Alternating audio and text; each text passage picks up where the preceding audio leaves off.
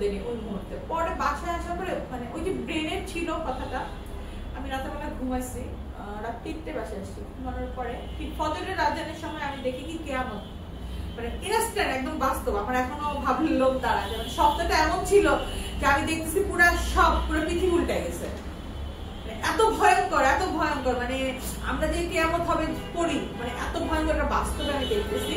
আমি কোনো কিছু চিন্তা করি নাই, ইনস্ট্যান্ট ঘুম থেকে উঠে যেইভাবে ছিলাম কোনোভাবে পাগলের মতো না, অজু না কিচ্ছু না, আমি জায়নামাজ বিছায় আল্লাহর দরবারে পড়ে গেছি।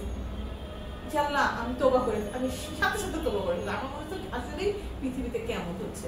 ওটা যে আমার স্বপ্ন ওইটা আমি বুঝি না, আমার ফিল হয়েছে, মানে এখনো আমার লোক দাঁড়ায়, মানে আমার একদম অনুভব হয়েছে যে কিয়ামত হচ্ছে।